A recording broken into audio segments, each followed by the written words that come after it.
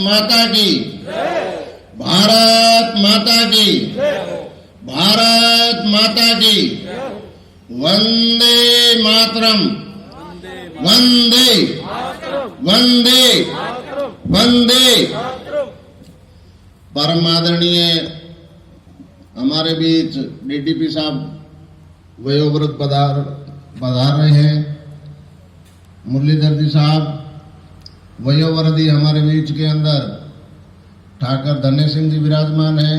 धन्य सिंह जी साहब, हमारे वरिष्ठ faculty member doctor Komod Jain और सभी फैकल्टी मेंबर्स एवं स्टूडेंट, विशेष रूप से जो क्रिएटिव नेचर के हैं वो हमारे बीच में हैं। चाहे रामनिवास जी हो, चाहे लोकेश हो, चाहे देवकिशन जी हो, इनको साधुवाद। आज हम 74वां स्वतंत्रता दिवस मनाने जा रहे हैं। आज के दिन हमें जो है, जिस प्रकार से हमने आजादी प्राप्त की थी, जितने लोग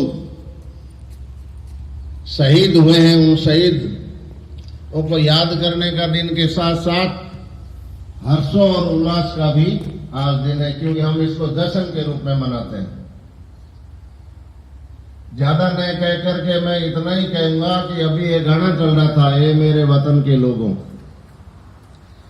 मेरी आपसे ये निवेदन है कि ये मेरे वतन के लोगों को जो गाना जो गाया था, उसको आप एक बार अवश्य सुने एकांत में।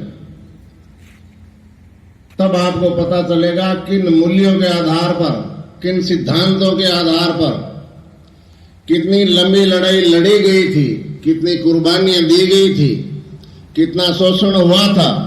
उस समय संसाधन क्या थे हमारे पास में? न संचार के साधन थे, न आवागमन के साधन थे।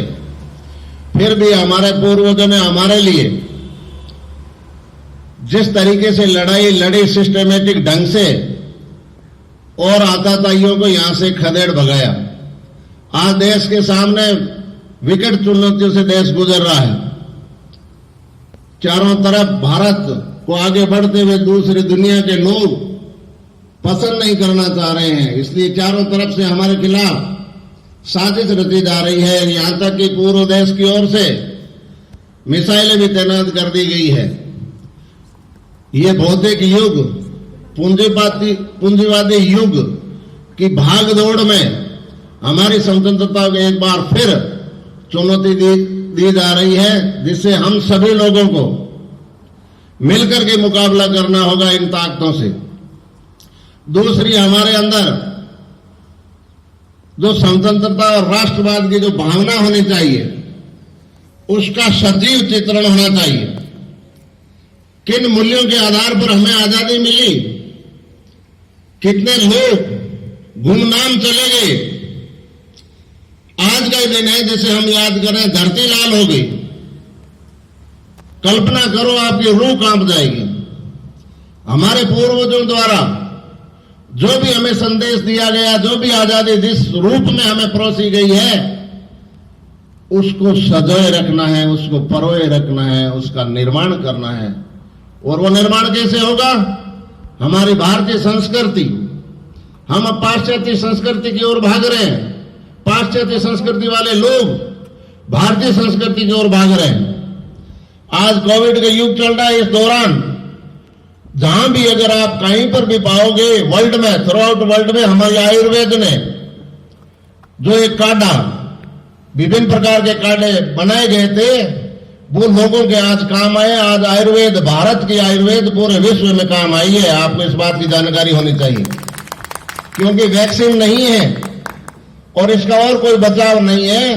तो ऐसी परिस्थिति में भारतीय पद्धति द्वारा बनाई गई दवाएं जो आज विश्व समुदाय को बचाने के लिए काम आई है, और हम बचते भी जा रहे हैं और हमने प्रयोग में भी लिया है। तो ऐसी स्थिति में भारत की एकता और अखंडता को बनाए रखने के लिए और सहिष्णुता को बनाए रखने के लिए हमें आगे बढ़ना होगा। हमारी सोच बदलनी होगी।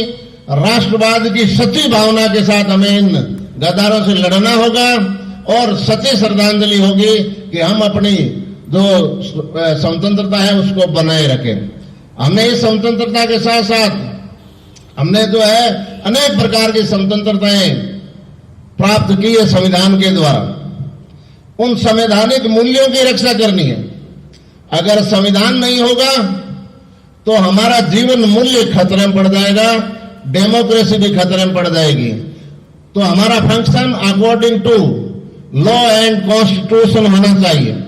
संविधान के अनुसार ही हमारे को जो है वो आगे बढ़ते रहना चाहिए और इन ताकतों से मुकाबला करते रहना चाहिए। इस अवसर पर मैं खुशी जाहिर कर रहा हूं कि हमारे फैकल्टी मेंबर इस कोविड काल के दौरान जो समस्या आई, हमने कोविड का सामना भी किया। एक साथी हमारे कोविड से पीड़ित भी हो गया, एक स्टूडेंट हमारे सामने खड़ा वो भी पीड़ित होते होते बचा।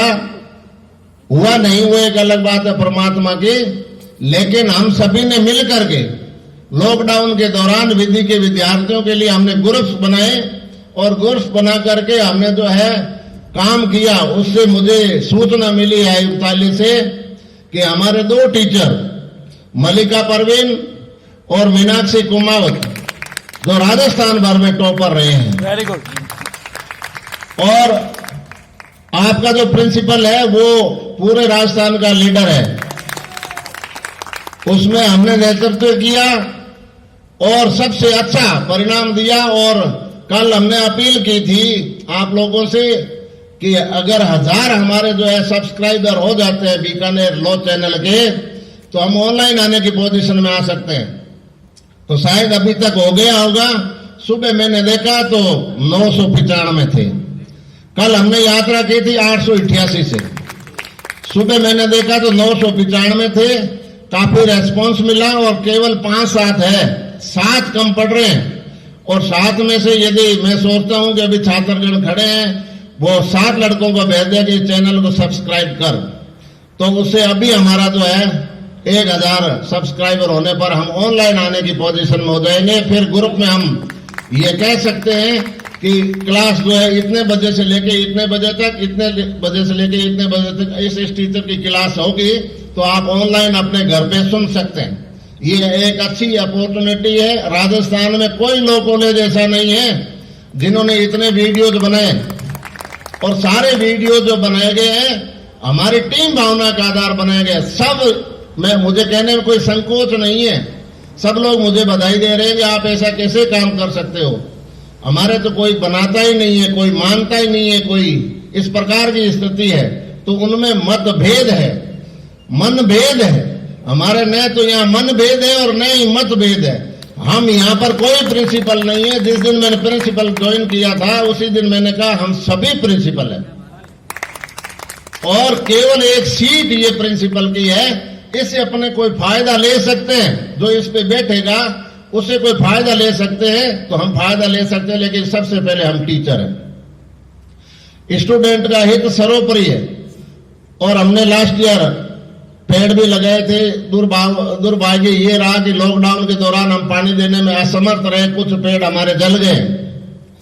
आज कुछ रामयादी के साथ में एक साथी वो है, उन्होंने कहा कि भाई जो है हम पेड़ लगाएंगे। मैंने कहा लगाओ। पेड़ लेके आए, ईमानदारी से अपन जितने आदमी बैठे एक एक पेड़ आपको लगाना है। पेड़ तैयार है, खड्डे खोदे हुए हैं, और ये जो आज जो पेड़ हम लगा रहे हैं उनने शहीदों की याद में लगाया है। और ये सरकार का आदेश भी है, जो आज पेड़ लगा रहे हो उस